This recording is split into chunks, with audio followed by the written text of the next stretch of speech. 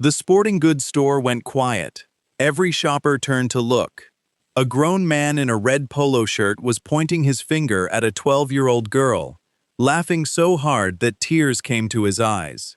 Not tears of joy. Tears of cruel, ugly laughter. "Special forces?" he shouted, loud enough for the whole store to hear. "Sweetheart, your mama ain't no special forces soldier. Women don't do that job, and especially not somebody who looks like you." Demrah Paul stood frozen by the camping tents, her small hands shaking, her eyes filled with tears, but she refused to let them fall in front of this stranger. Around her, more and more people gathered, some whispering, some just staring, nobody stepping in to stop him.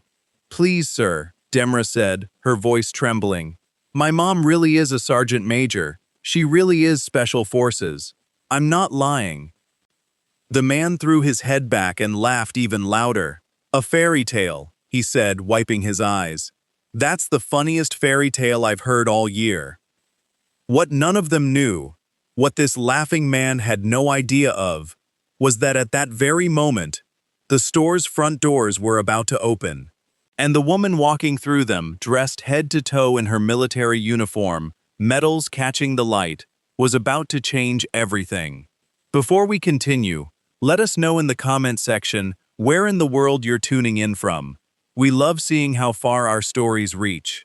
And if this story speaks to you, don't forget to like, share, and subscribe to our channel. 20 minutes earlier, the mall had been a happy, ordinary place. Demrah Paul walked through the sporting goods store with her best friend, the two of them giggling as they looked at soccer cleats and basketballs.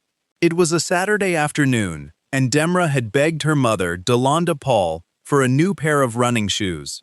Her mother had dropped her off with some money and a promise to come back after running a quick errand at the pharmacy next door. Demrah was proud of her mom. She was proud in the way only a daughter can be, with her whole heart. Demrah Paul was a sergeant major in the United States Army Special Forces, one of the toughest and most respected jobs a soldier could hold. Demrah had spent years training, running through mud before sunrise, carrying heavy packs up mountains, and proving herself again and again in a world that did not always make it easy for a black woman to rise. But she had risen. She had earned every stripe on her uniform, every medal pinned to her chest, through sweat, discipline, and courage. Demrah loved telling people about her mom. She wasn't bragging, not really. She just felt so much pride bubbling up inside her that she couldn't help but share it. So when she and her friend passed by the display of camouflage backpacks, Demrah pointed and said, "My mom uses one just like that. She's a sergeant major in special forces, you know." Her friend's eyes went wide with wonder. "Whoa, really? That's so cool." "Yeah," Demrah said, smiling. "She can do like 100 push-ups without stopping. She jumped out of an airplane once, for training." The girls giggled and kept walking, admiring the shoes, imagining what kind of missions Demrah's mother might have been on. It was a sweet, simple moment between two friends. Nothing seemed wrong with the world at all. But a few feet away, a man had been listening. Thomas Johnson was an off-duty police officer, still wearing his badge clipped to his belt out of habit, even on his day off. He was a man who believed strongly in his own opinions, and he had very old-fashioned, narrow ideas about who could do what kind of jobs. When he heard Demrah's proud words, something ugly stirred inside him. He turned around, a smirk already forming on his face. "Excuse me," he said, stepping closer to the girls. "Did I hear you right? Your mother is Special Forces?" Demrah looked up at him, a little surprised that a stranger was joining their conversation, but she answered politely, the way her mother had raised her to. "Yes, sir, she's a sergeant major." Thomas Johnson chuckled, shaking his head. "Kid, I've been in law enforcement for 15 years. I know soldiers. I know what Special Forces is. And I'm telling you right now, there's no way your mama is one of them. That's one of the hardest, most exclusive units in the whole military. Women don't even make it through half the training. Demrah's cheeks turned warm with embarrassment, but she stood her ground. She did make it through. She has the badge and everything. She has medals. Sure she does, Thomas said, his voice dripping with sarcasm. A few nearby shoppers had started to notice the conversation, pausing their own shopping to listen. Sweetheart, I bet your mama works at a nice office job. Or maybe she's in the regular army doing paperwork. That's nothing to be ashamed of. But special forces? Come on now. Let's be real. It's true, Demrah's friend chimed in, trying to help. She told me stories about the training. Thomas laughed again, louder this time, drawing even more attention. Oh, I'm sure she's got some great stories. Kids always do. But you gotta understand something, sweetheart. He crouched down slightly, looking Demrah directly in the eyes, his tone turning cold and mocking. The kind of soldiers who make it into special forces, they're a very specific kind of person, not exactly built for somebody who looks like your mama, if you know what I mean. The words hit Demrah like a slap. She understood exactly what he meant, and it made her stomach twist with hurt and anger. Her friend gasped, stepping back in shock. Several shoppers nearby stopped completely, some frowning, but nobody said a word to stop him. That's not true, Demrah said, her voice cracking. My mom worked so hard. She trained for years. She's not lying, and neither am I. But Thomas Johnson was enjoying himself now, feeding off the small crowd forming around them. He straightened up and spoke louder, playing to his audience like it was some kind of show. Folks, you hearing this? This little girl really believes her mama is out there doing special forces missions. Ain't that something? Kids and their imaginations. A few people in the crowd chuckled nervously, not because they thought it was funny, but because they didn't know what else to do. Others frowned, clearly uncomfortable, but still nobody stepped forward. Demrah felt more alone than she had ever felt in her life. Tears welled up in her eyes despite her best efforts to hold them back. Please stop, she whispered. Please stop making fun of me. But Thomas Johnson did not stop. He knelt down again, wearing a fake, syrupy smile. Tell you what, sweetheart, how about you go home and ask your mama for the truth? Bet you'll find out she works at a grocery store or something. Nothing wrong with that. But special forces? That's a fairy tale, kid. Just like something out of a superhero movie. The crowd had grown to nearly a dozen people now, all watching the scene unfold. Demrah's tears finally spilled over, running down her cheeks. Her friend put a protective arm around her shoulders, glaring at the officer, but too scared to say anything more. At that very moment, the automatic doors of the sporting goods store slid open with a soft chime. Nobody noticed at first, too caught up in the tension of the moment. But a tall, powerful figure stepped inside, dressed in a crisp military uniform covered in medals, her sharp eyes immediately locking onto the crying girl, surrounded by a crowd of strangers, and the smirking man standing over her. Demrah Paul had arrived, and she had heard every single word. Demrah Paul stood just inside the entrance, her boots planted firmly on the tile floor, her eyes scanning the scene before her. For a moment, everything around her seemed to blur except for one thing, her daughter's tear-streaked face.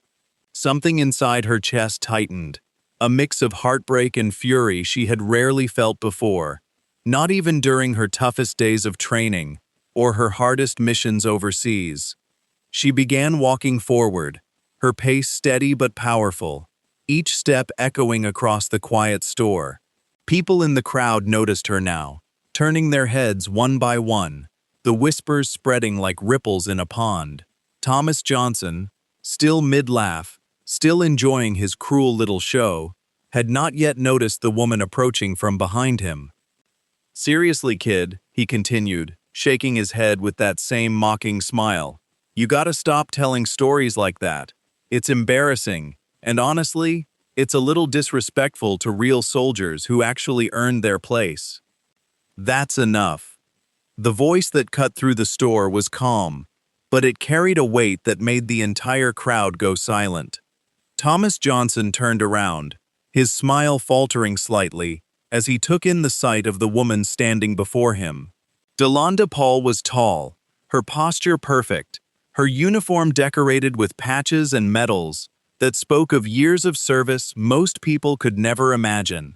Her eyes, fixed directly on him, held no fear at all, only fierce, controlled anger. "Demrah!" Demrah cried out, running toward her mother and wrapping her arms tightly around her waist. "Mommy, he wouldn't stop. He kept saying you were lying. He kept saying you couldn't be special forces because... Demrah's voice broke, unable to finish the sentence. Demrah wrapped one arm around her daughter, pulling her close, while her eyes never left Thomas Johnson's face. "Because what?" she asked, her voice dangerously quiet. "Finish the sentence, sweetheart. Tell me exactly what he said." Demrah sniffled, wiping her eyes. "He said women don't do that job, and that people who look like us don't get to be in special forces." A ripple of gasps moved through the crowd. Several shoppers who had been standing quietly now exchanged shocked, angry glances. The truth of what had happened, spoken plainly by a crying child, made the ugliness of the moment impossible to ignore. Thomas Johnson's face went pale, then quickly flushed red with embarrassment. "Now hold on," he said, holding up his hands. "I didn't mean it like... Look, I was just having a little fun with the kid. Kids say all kinds of things." "A little fun," Demrah repeated, her voice sharp as a blade. She gently released her daughter and stepped forward, closing the distance between herself and the officer until she stood just a few feet away, her full height and presence impossible to ignore. "You stood in this store and humiliated a 12-year-old child.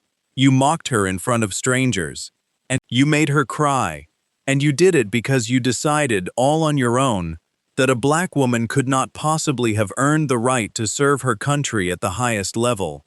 I didn't know you were... I didn't think..." Thomas stammered, his earlier confidence completely gone. "You didn't think a black woman could be special forces," Demrah said, finishing his sentence for him. "That's exactly the problem. You didn't think, you just assumed, and you were so sure of your own ignorance that you humiliated a child rather than simply staying quiet." The crowd around them had grown even larger now, people pulling out their phones, some recording, others simply watching with wide eyes, waiting to see what would happen next.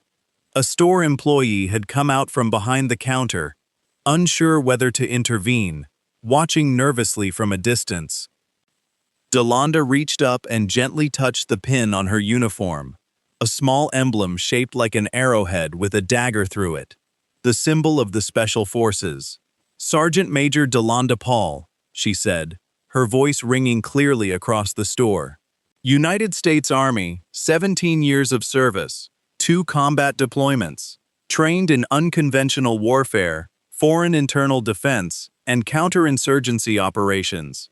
I earned this uniform 1 push-up, 1 mile, 1 mission at a time, the exact same way every soldier does, man or woman, black or white." Thomas Johnson opened his mouth to speak, but no words came out. His earlier arrogance had completely crumbled, replaced by the horrified realization of exactly how badly he had misjudged the situation, and exactly how many witnesses had seen him do it. "You want to know something interesting?" Demrah continued, crossing her arms. "My daughter wasn't lying. She wasn't exaggerating. Every single word she told you and her friend was true. But instead of simply being wrong, quietly, privately, you decided to turn her into a public joke. You decided a 12-year-old girl deserved to be humiliated because of your own narrow assumptions." "I'm sorry," Thomas said quickly, his voice small now. "I really am. I didn't mean to hurt her feelings." "You didn't mean to." Demrah's eyebrows rose sharply. "You knelt down in front of her. You looked her directly in the eyes. You told her, in front of a room full of strangers, that people who look like us aren't built for certain jobs. That wasn't an accident, sir. That was a choice. You made that choice again and again, for several minutes, while my daughter cried and begged you to stop. The crowd murmured in agreement, several people nodding, a few even muttering their own disapproval loud enough for Thomas to hear. One woman near the front shook her head slowly, disgust written clearly across her face. A man standing by the shoe display crossed his arms, glaring at the officer. Thomas Johnson glanced around at the crowd, realizing for the first time just how many people had witnessed his cruelty, and just how badly the tide had turned against him. Sweat began to form on his forehead, despite the cool air conditioning of the store. "Officer," Delonda said, noticing the badge clipped to his belt for the first time. "You're a police officer?" Thomas swallowed hard. "Yes, ma'am. Off duty right now, but yes." Something in Delonda's expression shifted, her anger deepening even further. "So you're someone who is supposed to protect this community, someone who is supposed to treat every person, especially children, with respect and fairness. And instead, you used your voice and your position to bully a young girl in public, based on nothing but your own prejudice." The store had gone completely silent now, every eye fixed on the unfolding scene. Demrah stood close to her mother, watching the man who had mocked her just minutes earlier, now standing frozen, unable to meet her mother's gaze. "I think," Delonda said slowly, her voice carrying clearly to every corner of the store, "you owe my daughter something very important. And I think everyone here is going to wait patiently while you give it to her." Thomas Johnson's throat tightened. He knew exactly what she meant. But as he opened his mouth to respond, a new voice suddenly rang out from the store's entrance, sharp and urgent, drawing every single eye away from the tense standoff and toward the doors. "Sergeant Major Paul," the voice called out, "is everything all right here?" Two more soldiers, both in uniform, had just stepped into the store, having apparently seen the growing crowd through the front windows while walking through the mall. Their sudden arrival sent a fresh wave of shock rippling through the onlookers, and Thomas Johnson felt his stomach drop even further, realizing his humiliation was about to become even more public than he had ever imagined. The two soldiers moved through the crowd with practiced ease, their eyes quickly taking in the scene, the crying girl, the crowd of onlookers, and the pale, sweating officer standing before their sergeant major. One of them, a broad-shouldered man with sergeant stripes on his sleeve, stepped up beside Delonda. "Sergeant Major, we saw the crowd from outside," he said. "Everything okay?"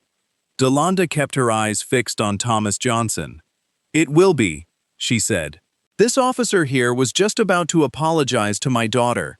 The second soldier, a woman with short hair and calm, steady eyes, glanced at Demrah, taking in her tear-stained cheeks, and then looked back at Thomas Johnson with obvious disapproval. Word seemed to travel through the crowd instantly, hushed whispers explaining what had happened to those who had just arrived. More phones came out. More people stopped to watch. What had started as a private humiliation for one little girl was quickly becoming a lesson the entire store would witness together. Thomas Johnson looked around at the growing audience, at the soldiers, at the sea of disapproving faces, and felt smaller than he had ever felt in his entire life. He had walked into this store feeling powerful, certain of his own opinions, confident enough to mock a child in public. Now he stood surrounded, exposed, with nowhere to hide from the consequences of his own cruelty. He started, his voice cracking.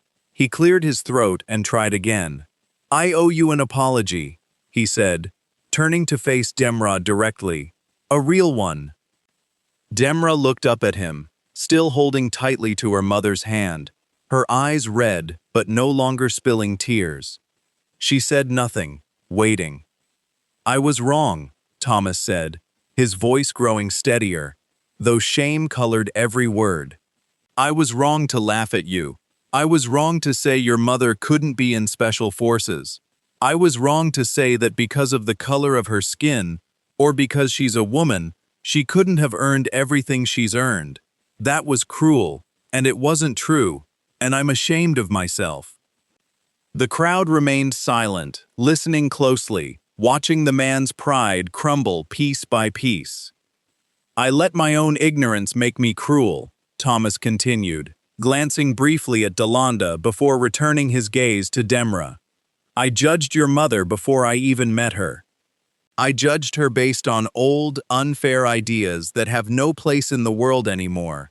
And worse than that, I took those ugly ideas out on you, a child who did nothing wrong except be proud of her mom. That wasn't fair, and it wasn't right, and I am truly, deeply sorry." Demrah's grip on her mother's hand loosened slightly. She studied the man's face, searching for any sign that he wasn't being sincere, but all she saw was genuine shame. "You made me feel like I was lying," she said quietly. "You made me feel like nobody believed me." "I know," Thomas said, his voice thick with regret. "And that was wrong of me. Your mother is a hero. She's earned every single medal on that uniform, and you should be proud of her, always, without ever having to defend that pride to anyone, especially not to a grown adult who should have known better." Delonda watched carefully, her arms still crossed, her expression unreadable. When Thomas finished speaking, she finally spoke again, her voice calm but firm. "Apologies mean nothing without understanding. Do you understand now why what you did was so harmful?" Thomas nodded quickly. "Yes, ma'am, I do." "Say it," Delonda said. "Tell everyone here exactly what you understand." Thomas took a deep breath, glancing around at the crowd still watching him closely. "I understand that when I mocked your daughter, I wasn't just being unkind to one little girl. I was teaching everyone watching that it's okay to doubt people, to disrespect them, just because of how they look or what they are. I understand that kids like her are always watching how adults treat them, and if I had gotten away with what I did, she might have grown up believing the world would never take her or her mother seriously. That's not a lesson any child should have to learn." A quiet murmur of approval moved through the crowd. Somewhere near the back, someone began to clap, and slowly, other shoppers joined in, until a gentle applause filled the store. Not for Thomas Johnson, but for the truth he had finally spoken, and for the little girl who had stood her ground even when she was scared. Delonda finally allowed a small, proud smile to cross her face as she looked down at her daughter. "You did nothing wrong today," she said softly, kneeling down to Demrah's eye level. "You told the truth. You stood up for yourself and for me, even when it was hard, even when you were scared and alone. That took real courage, sweetheart. More courage than a lot of grown adults have." Demrah wrapped her arms around her mother's neck, finally allowing herself to smile through the last of her tears. "I knew you'd come," she whispered. "I knew you'd believe me." "I will always believe you," Delonda said, hugging her tightly. "And I will always come, no matter what." The two soldiers who had arrived stood nearby, watching the reunion with quiet respect. The sergeant who had first approached leaned toward Delonda. "You want us to file a report on this, Sergeant Major?" Given his badge? Delonda considered this for a moment, glancing at Thomas Johnson, who stood waiting, clearly bracing himself for further consequences. "No," she said finally. "I think he's learned his lesson today, in front of everyone who needed to see it. Sometimes the harder lesson to learn is standing there, humbled, in front of a crowd of strangers, rather than facing punishment behind closed doors." Thomas Johnson let out a breath he hadn't realized he was holding, nodding gratefully. "Thank you," he said. "And I mean that. Not just for not reporting me, but for teaching me something today. I won't forget this." "See that you don't," Delonda said, her voice still firm, though not unkind. "The next time you meet someone who tells you something surprising about themselves or their family, remember this moment. Remember how wrong assumptions can hurt people, especially children. The world is full of people who don't fit the narrow little boxes some folks want to put them in. That doesn't make their stories any less true. The crowd slowly began to disperse, shoppers returning to their browsing, though many cast final, respectful glances toward Delonda and her daughter as they walked away. Demrah's friend ran up, hugging her tightly, relief and excitement written all over her face. "That was amazing," her friend whispered. "Your mom is literally a superhero." Demrah laughed, a real happy laugh this time, wiping the last of her tears away. "Yeah," she said, glancing up at her mother with pure admiration. "She really is." As the family gathered their things and prepared to leave the store, Delonda placed a gentle hand on her daughter's shoulder. "You know," she said, "today wasn't just about that officer being wrong. It was about you learning that speaking the truth, even when it's hard, even when people don't believe you right away, always matters. Never let anyone make you feel small for being proud of who you are, or where you come from, or the people you love." Demrah nodded, holding her mother's hand tightly as they walked toward the exit, the sun streaming through the store's front windows. Behind them, the whispers continued, but they were different now. Whispers of admiration, respect, and quiet reflection, spreading through the store like a ripple of change. Thomas Johnson watched them go, standing alone, amid the returning bustle of shoppers, the weight of his own words and actions settling heavily on his shoulders. He understood now, in a way he hadn't before, that respect wasn't something to be handed out based on assumptions or old, unfair ideas. It was something everyone deserved, until proven otherwise, especially the children who looked up to the adults around them to guide them fairly and kindly. And somewhere outside, as the little girl and her mother walked hand in hand through the parking lot, the sun shining brightly above them, a lesson had been taught that would echo far beyond the walls of that sporting goods store. A lesson about pride, truth, and the quiet courage it takes to stand tall, even when the whole world seems to be laughing.